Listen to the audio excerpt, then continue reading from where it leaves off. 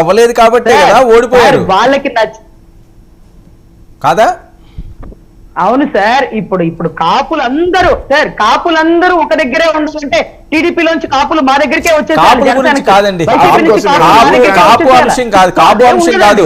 తెలుగుదేశం నుంచి జనసేన అభ్యర్థులకి, జనసేన అభ్యర్థుల నుంచి తెలుగుదేశం, లేదా బీజేపీకి తెలుగుదేశం జనసేన ఫాలోవర్స్, బీజేపీ వాళ్ళు తెలుగుదేశం జనసేన, ఇలాగా ఈ ఈక్వేషన్స్ తో ఆ ట్రాన్స్ఫర్ సక్సెస్ గా అవుతుందా? సక్సెస్ఫుల్ గా సరే 100% అవుతుందండి. అధినాయకుల నిర్ణయం మీదే పని చేసే వాళ్ళు తెలుగుదేశం కార్యకర్తలు మనం చూసాం.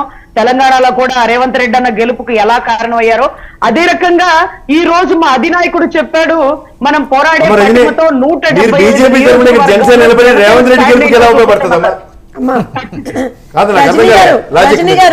తెలుగుదేశం పార్టీ ఎవరికి సపోర్ట్ చేయలేదు సార్. అమ్మా రజనమ్మ, తెలుగుదేశం పార్టీ తెలంగాణ ఎలక్షన్స్ లో ఎవరికి సపోర్ట్ చేయలేదు, జనసేనకు కూడా చేయలేదు. ఫర్ యువర్ ఇన్ఫర్మేషన్ ఎవరికి చేయలేదు. ఈ మాట అండర్లైన్ చేసుకోండి ఫస్ట్. మేము చెప్పించాలి, జనసేనకి చేయాలి కదండి. అప్పుడు మేము నిజంగా కూడా ఇట్ వాజ్ ఓన్లీ ఆ పొత్తు ఓన్లీ ఆంధ్రప్రదేశ్ వరకనే చెప్పారండి. మేము అదే చెప్తున్నాం కదా, మేము తెలంగాణ ఎన్నికల్లో ఎవరికి సపోర్ట్ చేయలేదమ్మా. ఎవరికి బీఆర్ఎస్ జెండా కూడా ఇంకో కాన్స్టిట్యున్సీలో పట్టుకున్నారు సార్. అది వాళ్ళ ఇష్టం. ఎవరికి వాళ్ళు లోకల్లో ఉన్నటువంటి పరిస్థితుల ప్రకారంగా వాళ్ళు లోకల్లో ఎవరికి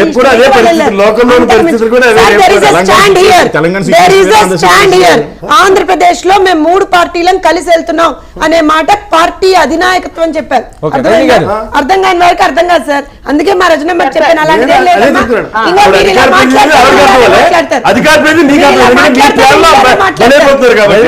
మాట్లాడతారు. She is very clear, sir. No, she is very clear. She is very clear. She is pretty well. Yes. People have simply given vote for Congress అన్నది తెలిసింది. చెప్పండి.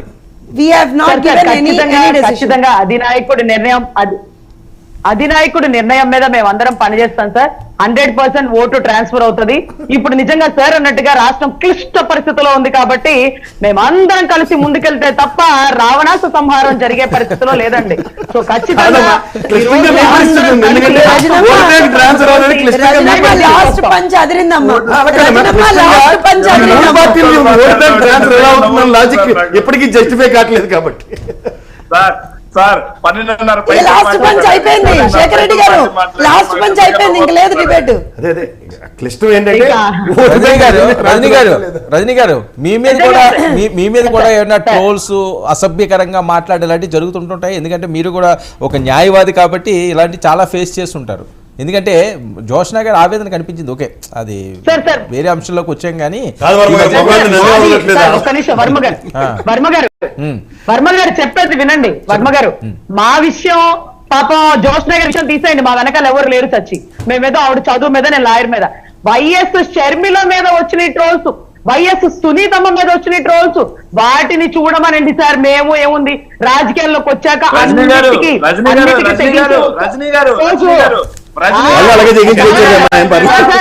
ఆవిడ వివాహాల గురించి వచ్చింది, ఆవిడ వివాహాల గురించి వచ్చింది,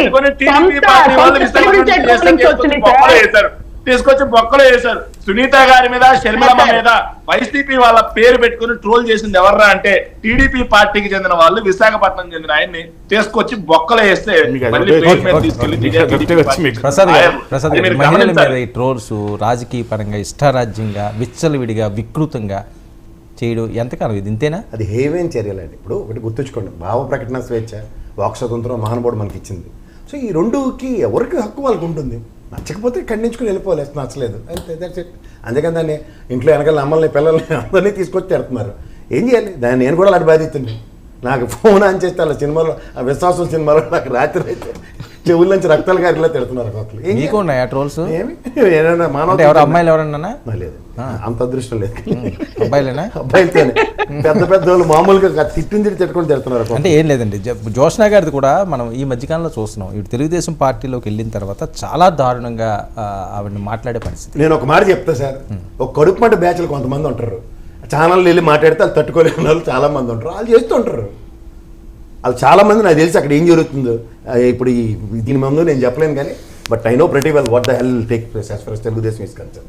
అనవసరం. జోష్నా గారు ఏం చెప్పాలనుకుంటున్నారు? ఏం లేదండి, ఎవరు చేసినా నేను ఇందాకే చెప్పాను, ఆడవాళ్ళని గౌరవించడం అనేటువంటిది మన సాంప్రదాయం. సాంప్రదాయాన్ని పాటిద్దాం. ఒకటి నిజంగా కూడా వాస్తవమే వర్మ గారు, మీరు ఆవేదన అంటున్నారు, ఇది ప్రతి ఆడపిల్ల రాజకీయాల్లోకి లేదు, మీ ఎమోషన్ నేను ఇంతలా ఎప్పుడు చూడలేదు.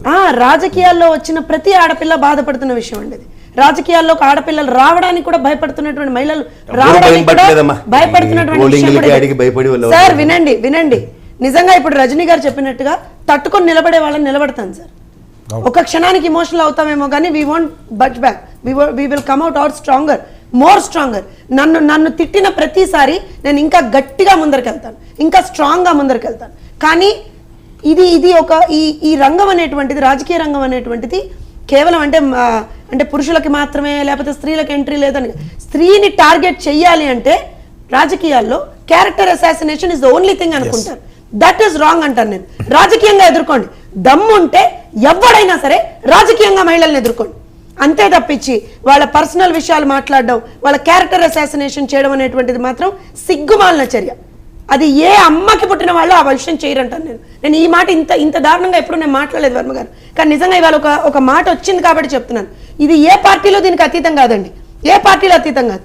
అటు తెలుగుదేశంలో ఉన్న మహిళలు బాధపడుతున్నారు, జనసేనలో ఉన్న మహిళలు బాధపడుతున్నారు, నాకు తెలిసి వైఎస్ఆర్సీపీలో ఉన్న మహిళలు కూడా బాధపడుతున్నారు, బీజేపీలో ఉన్న వాళ్ళ మహిళలు బాధపడుతున్నారు, కాంగ్రెస్లో ఉన్న మహిళలు బాధపడుతున్నారు, ఇండిపెండెంట్ పొలిటికల్ ఎనలిస్టులుగా ఉన్నటువంటి వాళ్ళు బాధపడుతున్నారు, మహిళా హక్కుల కోసం పోరాటాలు చేసేటువంటి వాళ్ళు కూడా బాధపడుతున్నారు.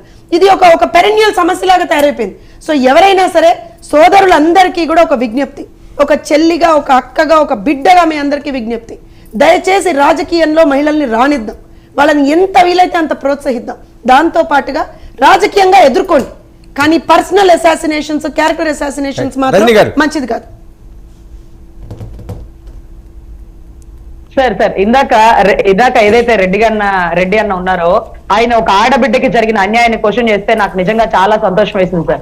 ఎందుకంటే ఒక ఆడబిడ్డకి జరిగిన అన్యాయాన్ని క్వశ్చన్ చేస్తున్నప్పుడు ఈ రోజు కార్యకర్తలుగా ఉన్న మమ్మల్ని ఇంకొక మాట అన్నా బహుశా ఆయన అనరని నేను మనస్ఫూర్తిగా భావిస్తున్నాను సార్. అందరూ అలా ఎందుకుంటారు సార్, రాజకీయాల్లో వచ్చే వాళ్ళకి ప్రతి ఒక్కరు ప్రోత్సహించాలని మనస్ఫూర్తిగా కోరుకున్నాం.